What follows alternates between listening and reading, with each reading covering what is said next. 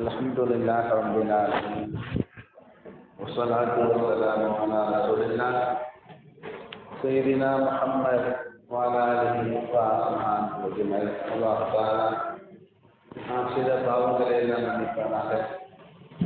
நோயை சொல்லியிருந்த ஆயுளை குறைவற்ற செல்வத்தை வழங்கி அவனுக்கு பொருத்தமான வாழ்வை நாம் வாழ்வதற்கு யோசித்துவானாக. மௌத்துக்கு முன்பாக தௌபா செய்து பாவமன்னிப்பு தேடி நல்ல மனிதனாக வாழ்ந்து களிமா சொல்லி மரணிக்கும் பாக்கியத்தை நமக்கும் எல்லா மக்களுக்கும் வழங்குவானாக. அல்லாஹ் தஆலா இந்த உலகத்திலே நாம் வாழக்கூடிய வாழ்க்கை நமக்கு உலகத்திலே கிடைக்கக்கூடிய ஒவ்வொரு நாளும் பாக்கியமான நாளாக வெற்றியை தரக்கூடிய நாளாக இருக்கிறது.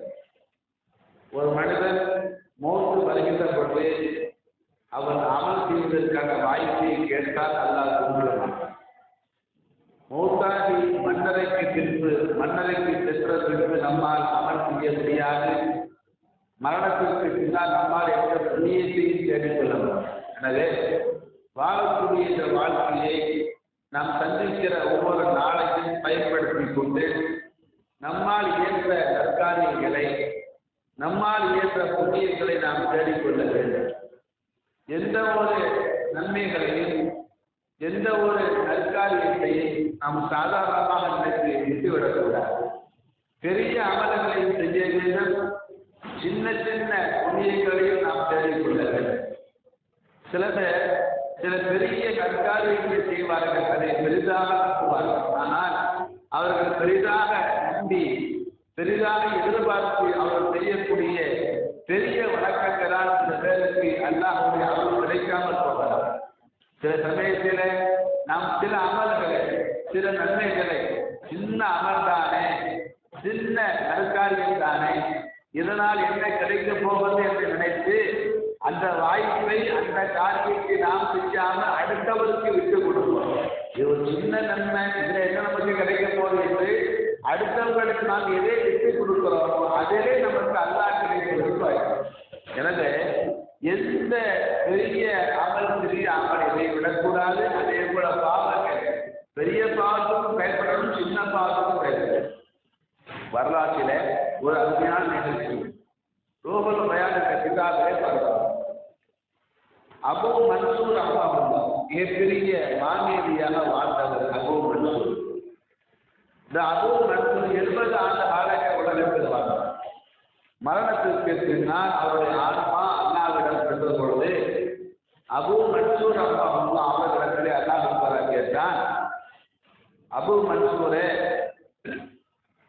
70 ஆண்டு காலம் உலகத்திலே வாழ்ந்தீர்களே, என்ன புண்ணியத்தை செய்தீர்கள், என்ன நன்மையை செஞ்சீங்க என்று அல்லாஹ் சொன்னார். அப்போது அபூ மன்சூர் என்ற அந்த மகான் சொன்னாங்க, நான் உலகத்திலே இறைவா, நான் உலகத்திலே 30 முறை மக்காவுக்கு சென்று ஹஜ் செய்தேன். அவர் சொன்னார், 40,000 திருடத்தை வெள்ளி காசுகளை உன்னுடைய பாதையிலே தர்மம் செய்தேன். 60 ஆண்டுகள் உனக்காக நோன்பு நோற்றேன்.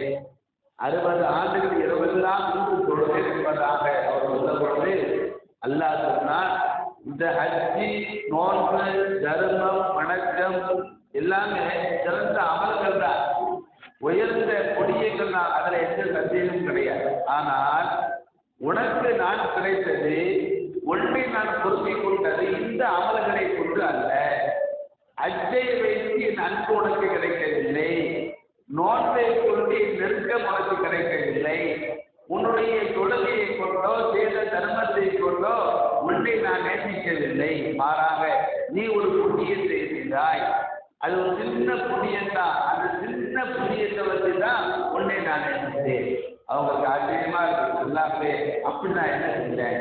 அல்லாஹ் சொன்னா, நீங்க ஒரு நாள் ஒரு பாதையிலே சென்ற பொழுது போன பாதையிலே போன தெருவிலே ரோட்டிலே ஒரு எறும்பு ஊருக்கு சென்றது. எறும்பு, அந்த எறும்பை யாரும் விட்டு கொண்டுவிடக்கூடாது என்பதற்காக பாதையில போன அந்த எறும்பை யாரும் கொண்டுவிடக்கூடாது என்பதற்காக எறும்பை கொடுத்து ஓரமாக விட்டு அந்த எறும்புடைய உயிரை காப்பாற்ற எறும்புக்கு இறக்க காட்டினீங்க. உங்களை நான் நேசித்தேன், உங்கள் மீது நான் கருணை கொண்டேன். ஏன் தெரியுமா? எறும்புக்கு நீங்கள் காட்டிய கருணையை கொண்டு, எறும்புக்கு நீங்கள் காட்டிய இரக்கத்தை கொண்டு உங்களுக்கு நான் கருணை காட்டினேன், உங்களை நான் நேசித்தேன்.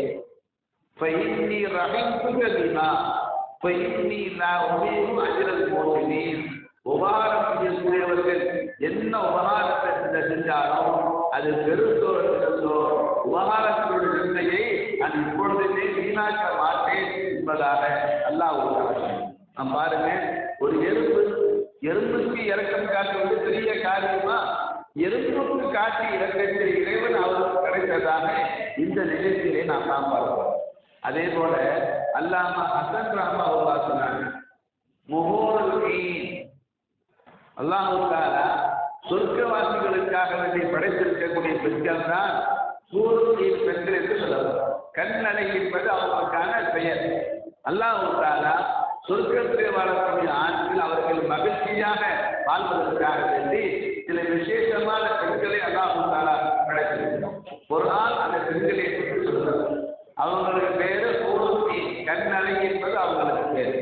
அல்லாமா ஹசன் ரஹ்மா சொன்னாங்க, அந்த பூர்வீக பெண்களை நாளைக்கு மறுமையிலே நாம் திருமணம் செய்ய வேண்டுமானால் அவர்களுக்கு மகர் கொடுக்கணும்.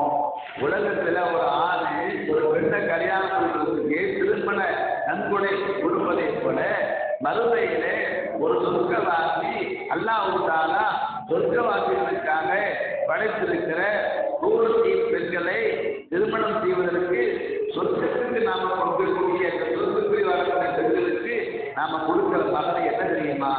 கன்சுல் மசாஜி, அல்லாஹ்வுடைய வழிபாட்டை கூட்டி சுத்தம் செய்வது. அல்லாஹ்வுடைய வழிபாட்டை கூட்டி சுத்தம் செய்யணும். வழிபாரத்துமா அல்லாஹ்வுடைய வழிபாட்டலுக்கு நிர்வாகம் செய்வது, அல்லாஹ்வுடைய வழிபாட்டலுக்கு நம்மால் இயன்ற உதவிகளை நற்காரியங்களை செய்வதுதான் அந்த சொர்க்கத்தில் வாழக்கூடிய பெண்களை நிக்கா செய்வதற்கு நாம கொடுக்கிற மகர் என்பதாக சொன்னாங்க இமாம் ஹசன் ரஹ்மா அவர்கள். அதே போல எந்த பாவத்துக்கும் பயப்படணும், பெரிய பாவத்துக்கு பயப்படணும், சின்ன பாவத்துக்கு பயப்படணும். யாரையும் வருத்தப்படுவதற்கு, யாரையும் திட்டுவதற்கு, யாருடைய கோபத்திற்கு சாபத்திற்கு ஆளாக்குவதற்கு நாம பயப்படணும். ஏன்னு சொன்னா எந்த பாவத்தை கொண்டு இறைவன் மனிதனை பிடிப்பான் என்றும் எந்த தீமையால் இறைவன் மனிதனை சோதிப்பான் என்றும் நம்மால் கண்டுபிடிக்க முடியாது. அஸ்தானுக்கு அபிஞான் அஸ்தானத்து நிகழ்ச்சி வருது. அஸ்தானுக்கு அபிஞான் மிகப்பெரிய இதே நேசராக பார்க்கிறோம். 60 ஆண்டு காலத்தில் இரவெல்லாம் உறங்காமல் நின்று தொழுத ஒரு பெரிய நேரு மட்டுமல்ல, வாழ்ந்த காலத்திலே சுமார் 60 ஆண்டு காலம் உலகத்திலே அவர் வாழ்ந்த காலத்திலே சத்தான எந்த உணவும் சாப்பிடாமல், ருசியான உணவுகளை உட்கொள்ளாமல், குளிர்ந்த நீரை கூட, குளிர்ந்த தண்ணீரை கூட அருந்தாத உலகத்தில் மிகப்பெரிய துறவியாக வாழ்ந்த ஒரு மாமேதை தான் அஸ்தானுக்கு அபிஞான். அவர் இறந்து போனார்.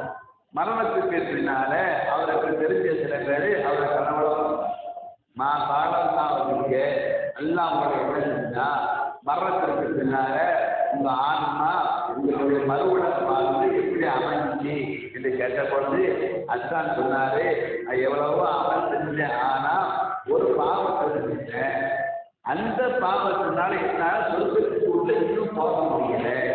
என்னக்கா பாவம் செஞ்சீங்க? இந்த அஸ்தான் என்ற மகான் சொன்னாங்க, அன்னி மஹபூஸ் அனின்னா, சொர்க்கத்தை விட்டு நான் தடுக்கப்பட்டு விட்டேன். ஏன் தெரியுமா? இந்த அற்புதா, அதாவது நான் உலகத்தில் வாழ்ந்த பொழுது ஒரு முறை ஒரு ஆள்கிட்ட ஒரு மனுஷன் என்னுடைய கிழிந்த ஆடைகளை தைத்து கொள்வதற்காக ஊசி கூடும் இரவலாக வாங்கினேன். கிழிந்த ஆடையை தைப்பதற்கு ஒரு ஆள்கிட்ட ஊசி நூல் இரவலாக வாங்கினேன். ஊசி தாங்க, நூல் தாங்க, லட்சுமி திரும்ப தந்துடுறேன் என்று சொல்லி வாங்கினேன். ஆனா இரவலாக வாங்கிய ஊசியையும் நூலையும் மறந்து போய் வாங்கின ஆள்கிட்ட கொடுக்காமையே இறந்து போயிருந்தேன். ஊசி நூல் ₹1 ₹2 இருக்கும். ₹1 ₹2 மதிப்புடைய ஒரு ஊசி நூல் அடுத்த ஆள்ல வாங்கினேன். அடுத்தாண்டு இரவலாக வாங்கிய ஊசி நூலையும் அந்த ஆண்டு கொடுக்காம இறந்து போயிருந்தீங்களா, இந்த அறுக்கலாம் பலம் அறுக்கலாம் வாங்கின திரும்ப கொடுக்கல. இந்த பாவத்துக்காண்டி கடவுள் நல்லா சொர்க்கத்துக்கு உள்ள ஒன்றும் விடல, சொர்க்கத்துக்கு உள்ள என்னால போக முடியல. இந்த பாவத்தினாலேருந்து அவன் சொன்னதாக நமக்கு இல்லாத நூல்கள் அவன் பாருங்க, சின்ன பாவம் தான். எவ்வளவோ புண்ணியம் செஞ்சாரு, எவ்வளவோ அம்மன் செஞ்சாரு. ஒரு 2 ரூபா மதிப்புடைய ஊசி மூலம் வாய்ப்பு கொடுக்கிற என்பதற்காக இறைவன் அவர் சொர்க்கத்துக்கு அனுப்புறேன்னு சொன்னா எல்லா பாவத்துக்கும் நம்ம பயன்படுத்தலாம். சிறிய பெரிய அமல்களை செய்வதற்கும் பெரிய பெரிய பாவங்களை விலகிக் கொள்வதற்கும் தௌஃபீக் செய்வானாக. آمين يا رب العالمين. وآخر دعوانا أن الحمد لله رب العالمين. السلام عليكم ورحمة الله وبركاته.